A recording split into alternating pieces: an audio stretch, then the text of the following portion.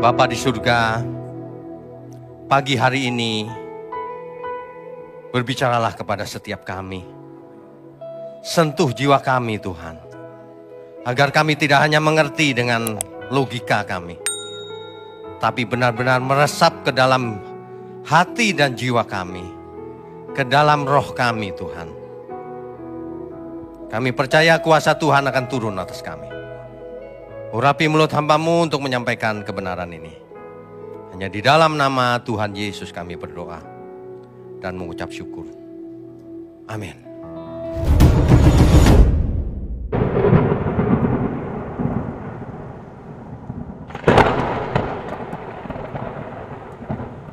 Silakan duduk Bapak Ibu, saudara sekalian. Selamat pagi, Shalom. Saudara sekalian, tema kita hari ini adalah duri dalam daging. Ya, seperti biasa ada 2 sesi dalam satu hari. Nah, Bapak Ibu Saudara kalau bisa mengikuti dua-duanya supaya utuh pengertiannya. Ya. Kita baca dulu 2 Korintus pasal 12. 2 Korintus pasal 12. Ayatnya yang ke-7 dari 10 sampai 10. Saya bacakan ya saudara. Ini adalah surat Rasul Paulus kepada jemaat di Korintus. Dan supaya aku jangan meninggikan diri karena penyataan-penyataan yang luar biasa itu, maka aku diberi suatu duri di dalam dagingku. Yaitu seorang utusan iblis untuk menggocoh aku. Supaya aku jangan meninggikan diri. Ayat 8. Tentang hal itu aku sudah 3 kali berseru kepada Tuhan. Rasul Paulus berseru kepada Tuhan, berdoa. Supaya utusan iblis itu mundur daripadaku. Ayat 9. Tetapi jawab Tuhan kepadaku. Cukuplah kasih karuniaku bagimu. Sebab justru dalam kelemahanlah kuasaku menjadi sempurna. Sebab itu terlebih suka aku bermegah atas kelemahanku, supaya kuasa Kristus turun menaungi aku. Ayat 10. Karena itu aku senang dan rela di dalam kelemahan, di dalam siksaan, di dalam kesukaran, di dalam penganiayaan, dan kesesakan oleh karena Kristus. Sebab jika aku lemah, maka aku kuat. Kalimat ini tidak dimengerti oleh orang dunia. Bagaimana mungkin jika aku lemah, maka aku kuat? Kontradiksi ya. Ada banyak paradoks di dalam kitab suci yang tidak dimengerti oleh banyak orang. Makanya kita harus belajar yang utuh. Kebenaran itu utuh. Informasi itu harus kita pelajari secara utuh. Dari A sampai Z baru kita tahu gambar besarnya. The big picture-nya kita bisa lihat. Kalau utuh. Kalau sebagian pengertian kita bias. Sama dengan saudara sekalian semua. Kalau dapat info jangan satu pihak. Itu sangat bodoh orang yang mendengar satu pihak lalu percaya. Itu bodoh banget.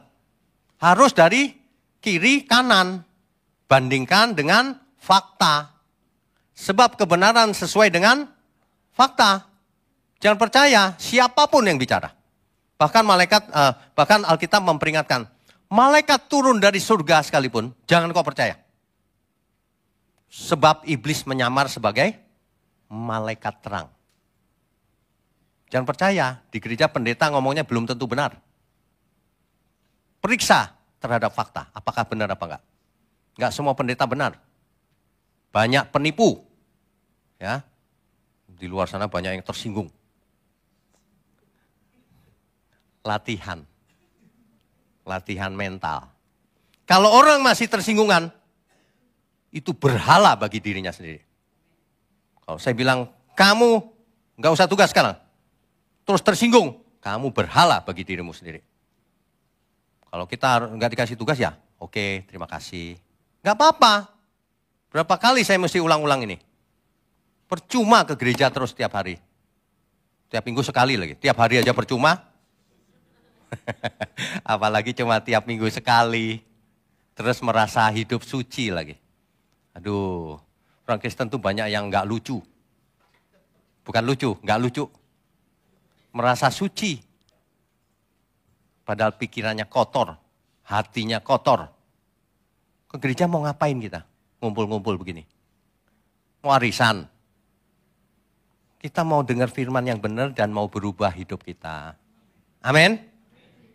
Kan begitu mestinya. Ya, Rasul Paulus ini teladan bagi kita. Ia menderita, rela menderita. Dianiaya. Kalau hari ini dibully, difitnah, dikata-katain di YouTube. Enggak masalah. Satu orang membenci, 1000 yang mengasihi kita. Amin. Kayaknya enggak gitu deh. Kebalik. 1000 yang nyerang, 1 mengasihi kita. Tapi 1 lebih dari cukup. Kalau itu perkenanan Tuhan. Betul ya? Kita enggak bicara jumlah, kita bicara kualitas. Hidup ini enggak penting jumlah, kualitas. Makanya orang punya harta banyak percuma kalau hidupnya tidak berkualitas. Apalagi anak muda, baru kuliah, udah sok-sokan sombong, merasa pinter. Padahal ilmunya itu nothing. Kecil, jangan sombong. Di atas langit ada langit. Di atas segala langit ada Tuhan. Jadi sepinter apapun orang, sekaya apapun, itu nothing. Kalau ia ditolak Tuhan. Ya. Banyak orang tidak mengerti bahwa anugerah Tuhan itu lebih besar daripada rasa sakit kita. Lebih besar daripada penderitaan yang kita alami seandainya menderita. Orang benar pasti menderita. Pasti. Entah itu dimusuhi teman-temannya, bahkan dimusuhi seisi rumahnya. Seisi rumahnya nggak setuju, wah itu meskipun nggak musuhan, kuat-kuatan gitu enggak sih, diam-diam aja. Tapi dalam hati memusuhi. Tuhan bisa baca loh hati kita. Jangan berpikir bodoh. Tuhan bisa baca pikiran hati kita. Jangan menyembunyikan apa-apa. Ya, jangan saudara. Saya sering bicara jangan. Setiap kita bisa mati setiap saat. Kita harusnya takut kalau waktu yang kita miliki ini terbatas. Sebelum kita menghadap Tuhan, yuk kita beres-beres. Rumah aja setiap hari dibersihkan, dipel. Pikiran dan hati kita dibersihkan enggak setiap hari? Harus dibersihkan. Kalau enggak buat apa hidup ini? Ya. Yang dimaksud duri dalam daging Rasul Paulus ini apa sih sebetulnya? Dicatat ya Bapak Ibu ya. Duri itu bisa berupa penyakit kronis. Apapun. Mungkin kanker, mungkin ginjal, mungkin macam-macam. Itu yang pertama penyakit. Mungkin Rasul Paulus sakit kali. Kita nggak tahu. Karena nggak disebut di Alkitab. Yang kedua, kemungkinannya cacat tubuh. Karena Rasul Paulus menulis, aku menulis besar-besar kan? Berarti cacat matanya. Mungkin matanya minus atau plus. Kemungkinan besar plus lah ya. Kayak saya gini. Kalau baca udah burem. Tanda usia. Ya, itu cacat mata. Atau yang gampang deh. Apa itu? Tangannya ketekuk gak balik. Finger trigger. Ya. Iya ketekuk. Tangan saya pernah ketekuk loh yang kanan. Kekunci benar-benar. Tapi sembuh. Saya yakin sembuh. Terus yang kiri. Waduh gantian loh. Tapi yang kiri pun sembuh. Baru aja sembuhnya. Oh luar biasa loh. Dokter bilang apa? Terakhir saya ketemu dokter beberapa minggu yang lalu. Suntik aja sebentar sembuh. Saya bilang, no. Karena saya punya keyakinan sembuh. Ini sembuh total loh, saya gak berasa loh. Ini baru sadar nih saya di mimbar. Saya pikir masih dikit-dikit gitu. Ternyata enggak loh. Waduh, jangan khawatir saudara. Ya. Yang ketiga kemungkinan, itu orang-orang yang nyebelin. Duri dalam daging. Di kantor, di gereja, apalagi di rumah. Apalagi pasangan hidup. Gimana ya pasangan hidup ya? Bangun pagi ada dia lagi. Malam hari mau tidur ketemu lagi. Kan nggak bisa disingkirkan. Duri dalam daging. Ya, hati-hati saudara. Kemungkinan duri dalam daging ada dalam hidup kita. Atau doa yang belum terjawab, bisa juga. Kan kemungkinan orang namanya nggak ditulis secara detail. Atau pergumulan pribadi yang bikin malu, saudara. Ada nggak pergumulan pribadi saudara yang bikin malu? Aku sebenarnya nggak mau, Pak. Ya, gitu lagi, Pak. Biasanya anak muda itu. Bicara sama saya, Pak, saya itu udah tahan, Pak, nggak bisa. Duri dalam daging. Ya, hati-hati loh, saudara. Saudara belajar dari Rasul Paulus nih. Kalau keinginan saudara tidak tercapai, Rasul Paulus berani. Biarlah aku lemah, sebab dalam kelemahanku aku kuat. Tapi lemahnya bukan lemah dosa loh ini ya. Bukan. Nanti bilang aku lemah kalau lihat perempuan. Duri dalam daging. Tampar malaikat kau dua. Alasan. Nggak boleh. Hidup kudus, tak bercacat, tak bercelah. Makanya kalau cari jodoh, yang masih muda jangan salah cari jodoh. Nanti jadi duri dalam daging itu. Wah, aku sebel Pak sama dia, tapi nasi sudah jadi bubur Pak. Udah jadi bubur, buburnya nggak enak lagi Pak. Kita nggak tahu pasti duri dalam dagingnya Rasul Paulus itu apa. Tetapi Tuhan tahu pasti duri dalam hati kita. Kalau masih ada duri. Bukan duri dalam daging, duri. Saudara ya, ada orang yang berduri. Saudara. Ibarat buah itu duren. Jadi kalau orang dekat-dekat ketusuk. Banyak orang yang hatinya berduri. Hatinya duren. Ada istilah baru ya, hatinya duren. Berhati duren.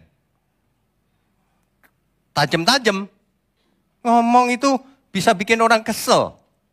Padahal nggak ada apa-apa. Ngomong itu bisa sesuatu yang negatif terus, nggak ada apa-apa padahal.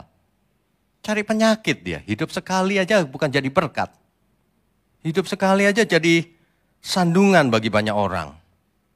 Mengapa Tuhan izinkan duri itu dalam diri Rasul Paulus tidak dicabut oleh Tuhan? Yang pertama dicatat. Supaya Rasul Paulus, supaya kita semua tidak meninggikan diri. Tidak sombong maksudnya. Ya, itu ayat 7 tuh. Supaya aku jangan meninggikan diri karena penyataan-penyataan yang luar biasa. Supaya tidak sombong yang pertama. Tuhan tahu kalau kita selalu kuat dan sempurna, kita bisa jatuh. Semua kita, kalau merasa sempurna, merasa tidak pernah salah, merasa benar terus, gampang jatuh. Gampang jatuh. Kalau orang menyadari dosanya, dia lebih sadar. Banyak orang itu tidak tercerahkan pikirannya, hatinya, kotor. Kalau tercerahkan itu halus dia. Bukan halus ngomongnya, bukan. Hatinya lembut, suka mengampuni, suka memaafkan, suka memberi, suka jadi berkat. Tidak ada rasa dendam di hatinya, nggak bisa sakit hati. Mestinya begitu anak Allah yang maha tinggi. Kalau hatinya bisa benci, bisa sakit hati itu anak setan itu sebenarnya. Kejam sekali Pak. Ya, emang anak Tuhan bisa begitu? Iya kan? Tuhan Yesus datang dari surga, mengosongkan diri inkarnasi jadi manusia. Supaya kita meneladani beliau. Kok manusia malah gak mau? Aneh loh ini. Saudara tahu gak? Di zamannya Konfusius, sekitar abad 1500 sebelum Masehi sampai 1600 sebelum Masehi. Itu zamannya Konfusius lahir. Ajaran Konfusius begitu bagus, moral. Tapi ada satu kalimat di sana. Kalau kebenaran itu datang, Konfusius tahu persis tuh. Ada kebenaran yang jauh lebih tinggi dari dirinya. Kalau dia datang, aku ikut dia, kata Konfusius. Baca itu yang lengkap. Ya. Ada satu tokoh lagi, tokohnya Taoisme. Lao Tzu.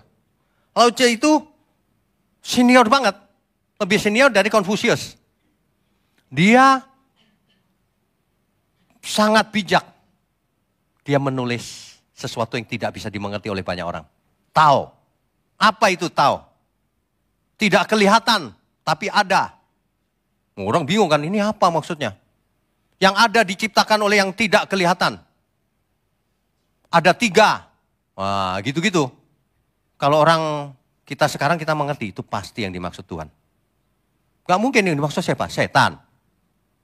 Sebab di dunia ini, pribadi yang kita kenal, ada Bapa di surga, ada Tuhan Yesus, ada Roh Kudus dalam diri kita, ada malaikat, ada iblis atau setan, ada roh-roh lain, roh-roh jahat. Gak ada yang lain. Selain itu gak ada. Gak ada, saudara. Kalau istilahnya setiap bangsa beda, ya itu beda istilah. Tapi cuma ada itu, gak ada yang lain. Ya, jadi kalau kita sekarang belajar, harus belajar sungguh-sungguh. Sebab untuk apa kita belajar asal-asalan? Gak ada gunanya sama sekali. Ya, jadi duri dalam daging Rasul Paulus dibiarkan Tuhan supaya Rasul Paulus tidak sombong. Sama seperti kita. Kita diberi persoalan, diberi kelemahan dan sebagainya, dibiarkan tuh. Supaya kita tidak sombong. Dari semalam badan saya sakit semua, saudara. Tadi pagi bangun sakit semua. Saya bicara sama istri saya, badan saya lagi sakit. Istri saya senyum-senyum aja. Dinikmati aja gitu. Sesuai khotbahnya kan? Dinikmati aja. Oh iya ya. Iya. Nikmat juga sih. Iya. Makanya apa aja nikmati, bersyukur aja. Nggak apa-apa. Oh cuma sakit badan aja kok. Kan nggak masalah. Iya kan? Itu yang pertama, saudara. Supaya kita tahu Tuhan, aku membutuhkan Engkau Tuhan. Ya. Supaya kita tidak lupa Tuhan. Banyak orang dibuat kaya dikit, lupa Tuhan.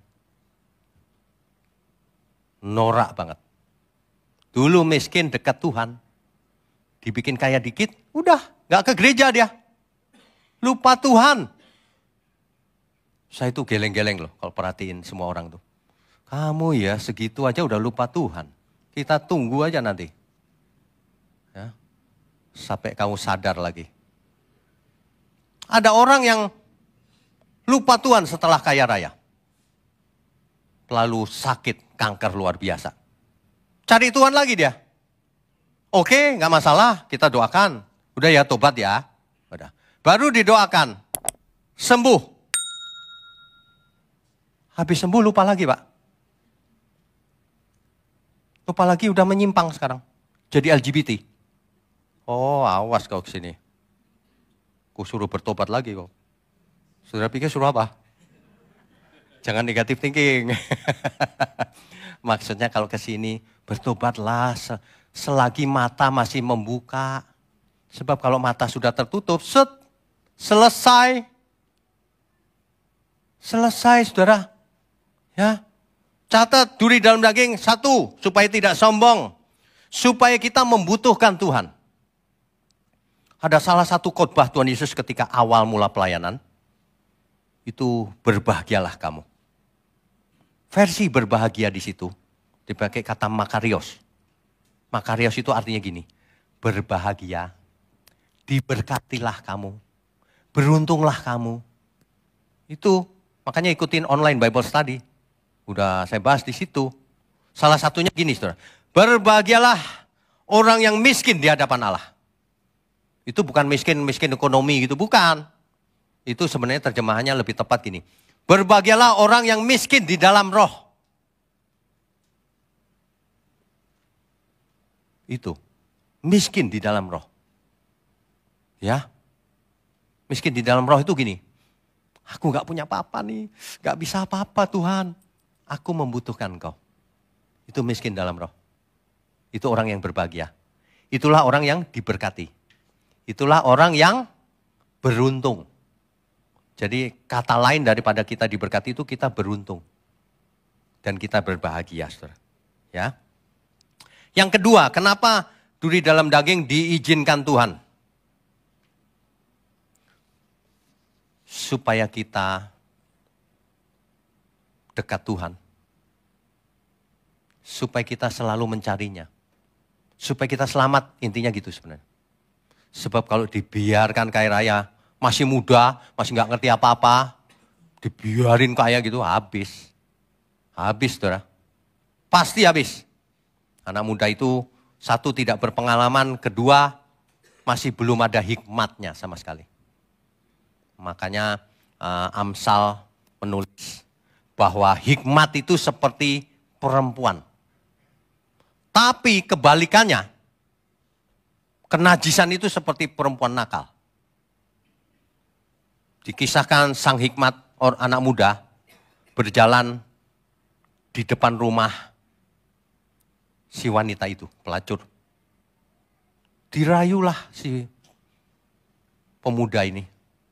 Mampir dia seperti kerbau dicocok hidungnya. Ya masuk bablas. Itulah manusia yang tidak berhikmat. Siapapun manusianya. Hati-hati. Kesesatan itu begitu menarik. Apalagi kalau orang pintar ngomong tuk, dibumbu-bumbuin. Waduh, gak sesuai fakta lagi. Waduh, mulut dipakai setan itu begitu. Kebenaran dipelintir-pelintir. Kebenaran harus apa adanya. Ya, harus apa adanya. Itu yang kedua, saudara. Itu di ayat 9 dikatakan, cukuplah kasih karuniaku bagimu. Tuhan terkadang tidak menjawab doa kita, saudara. Ya, seperti yang kita minta. Kenapa? Karena Tuhan tahu apa yang kita butuhkan, bukan apa yang kita inginkan. Kita berdoa kan seringkali inginnya gini gitu kan. Tapi Tuhan tahu yang kita butuhkan. Yang butuhkan lebih diperlukan. Enggak usah itu. Biar kamu enggak sombong. Nah, yang dibutuhkan bukan yang diinginkan. Itu maksudnya ya. Makanya saudara, kalau kita merasa beruntung ya. Kita itu siapa sih? Saudara, kita itu siapa yang jujur? Kita itu bukan siapa-siapa. Ya, sebagian besar kita bahkan hidup dalam gelap. Ya, sebagian besar kita hidup dalam gelap, saudara. Oleh sebab itu, kalau kita diberi duri dalam daging, diberi masalah, itu pun masih beruntung. Sebab kita dijanjikan keselamatan oleh Tuhan.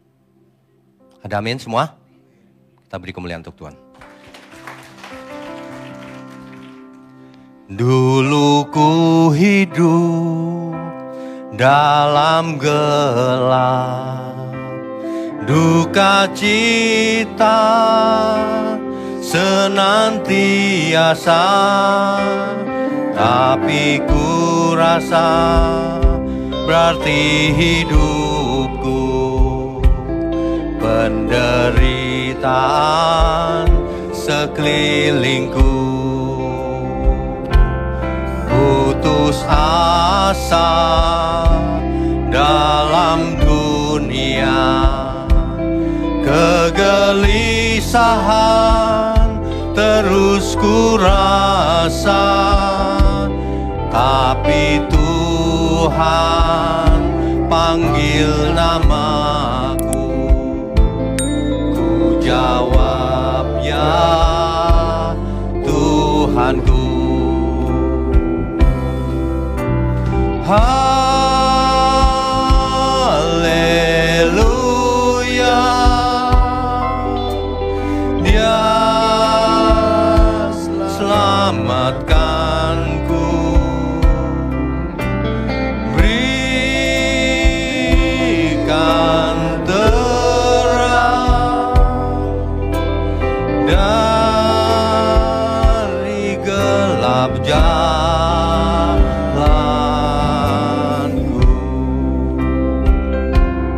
Ini ku hidup bagi dalam penyertaan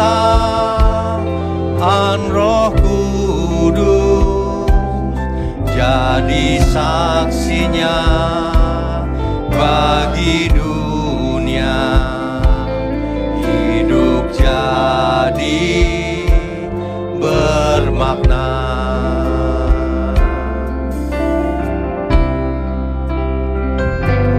Walau banyak pencobaan, bahagia tetap di dalamnya, berjuang dalam kekudusan, iman dalam perbuatan.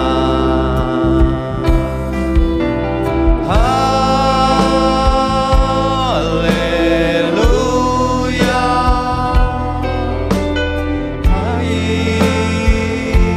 ikut salibnya, dia buat dunia tak ada artinya.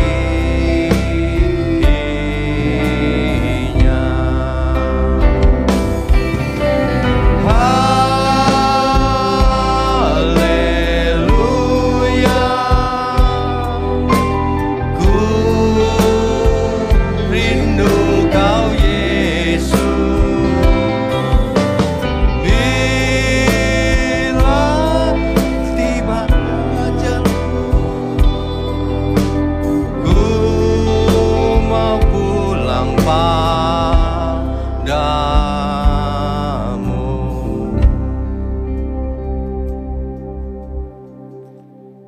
Ini liriknya yang buat Pak Kris Tanaya namanya. Tapi lagunya saya yang ciptakan. Sebenarnya liriknya sederhana ya, cuma dikembangkan oleh Pak Kris. Saudara, sebenarnya kalau kita menghayati hidup ini, mau ada duri dalam daging, mau tidak, kita tetap mengucap syukur. Haleluya artinya pujilah Tuhan. Teks aslinya, pujilah YHWH. Bukan pujilah Yahweh, pujilah YHWH. YHWH itu apa? Bunyinya, ikuti seminar nama Tuhan. Supaya benar. Ya, nggak usah pakai ngotot-ngototan, nggak usah berantem, nggak usah. Kita cuma mau belajar. Disclaimer hanya untuk yang mau belajar. Yang nggak mau belajar silakan, terserah situ. Ya, kalau mau mengalami pencerahan, belajarlah dari firman Tuhan. Sebab pencerahan tidak bisa terjadi dengan sendirinya. Puasa seumur hidup biar dapat pencerahan, nggak bisa. Malah penyakitan nanti. Kalau puasanya nggak benar. Ya. Nah, ilustrasinya gini loh saudara. Kalau saudara punya anak kecil, lalu dia minta gini sama papanya. Pak, minta pisau dong Pak yang paling tajam. Buat apa? Buat motong apel. Dikasih nggak sama papanya? Kenapa? Bahaya. Karena belum saatnya kan? Sama. Banyak orang minta berkati aku 100 kali lipat Tuhan. Jangankan 100 kali lipat kok. Kok naik gaji 25% aja mau kawin lagi. Nanti jatuh dalam dosa, jangan ya. Gak usah. Sesuai dengan kemampuan masing-masing. Makanya kita tidak dijadikan super kaya. Karena tidak bakat kaya. Kalau bakat kaya kita sudah kaya sekarang. Ya. Tapi suatu hari kalau kita sudah siap, Tuhan pasti berikan. Kalau itu perlu. Kalau nggak perlu juga nggak diberi Tuhan. Buat apa? Nanti malah sombong. Kan gitu kan? Banyak orang itu nggak belajar secara utuh Alkitab. Kalau berdoa dalam nama Yesus pasti dikasih Tuhan. Kok nggak baca Alkitab itu berarti? Emangnya Tuhan bisa dipermainkan? Dibaca Yakobus pasal 4. Saudara catat baik-baik nih. Nanti kasih tahu orang. Ya. Yakobus pasal 4, ayat 1 sampai 3. Ini fakta loh saudara. Dari manakah datangnya sengketa dan pertengkaran di antara kamu? Bukankah datangnya dari hawa nafsumu yang saling berjuang di dalam tubuhmu? Ayat 2. Kamu mengingini sesuatu tetapi kamu tidak memperolehnya. Lalu kamu membunuh. Lalu kamu iri hati. Tetapi kamu tidak mencapai tujuanmu. Lalu kamu bertengkar. Dan kamu berkelahi. Kamu tidak memperoleh apa-apa karena kamu tidak berdoa. Ayat 3. Atau kamu berdoa juga sih. Tetapi kamu tidak menerima apa-apa karena kamu salah berdoa. Rupanya ada orang yang doanya salah. Ya. Ada orang ngotot sama saya, doa kok ada yang salah. Ya, saya cuma ngomong, kamu baca Alkitab gak? Belum sih. Belum ngotot. Banyak orang begitu tuh. Ya. Sebab yang kamu minta itu hendak kamu habiskan untuk memuaskan hawa nafsumu. Makanya gak dikasih Tuhan. Anak kecil minta pisau sama orang tuanya, dikasih pedang aja sekalian. Itu orang tua jahat namanya. Orang tua gak kasih pasti. Gak usah nak, sini apelnya aku potongin buat kamu. Ya kan? Itu. Kalau saudara punya duri dalam daging, jangan dipermasalahkan saudara. Yang penting kita pandang Tuhan Yesus. Hidup kudus tak bercacat, tak bercelah. Nanti lama-lama duri dalam dagingnya, durinya makin lunak. Lama-lama hilang.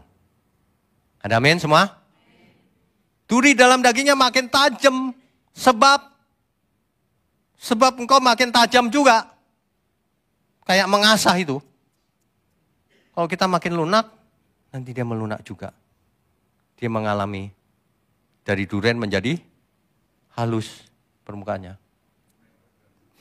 Gak ada kali ya duren halus ya. Ada kalau dipotong-potongin.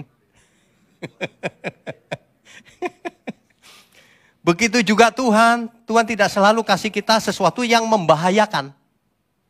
Makanya Roma 8 ayat 28. Allah turut bekerja dalam segala sesuatu untuk mendatangkan kebaikan. Kita dibiarkan sakit apa? Itu mendatangkan kebaikan. Segala sesuatu yang terjadi dalam hidup kita ini mendatangkan kebaikan. Kalau kita mengasihi Tuhan. Kita ditipu sama teman kita bangkrut gitu ya. Itu mendatangkan kebaikan. Kalau kita mengasihi Tuhan. Kita menjadi makin berhikmat. Makin wise, bijaksana. Tapi kalau kamu mengasihi Tuhan, kamu nipu aku ya, tunggu. Kau lewat mana pulang ntar. Nah, itu malah membinasakan. Makanya kita dekat Tuhan saja. Sehingga segala sesuatu mendatangkan kebaikan. Gitu ya. Nah, itu. Kalau enggak percuma saudara, kita puji-puji Tuhan tapi enggak mau berubah. Yang ketiga. Supaya kuasa Tuhan nyata dalam hidup kita yang ada kelemahannya ini. Ketika seseorang dulunya itu kasar ngomongnya, pelit, apalagi ya, mata keranjang, apalagi ya.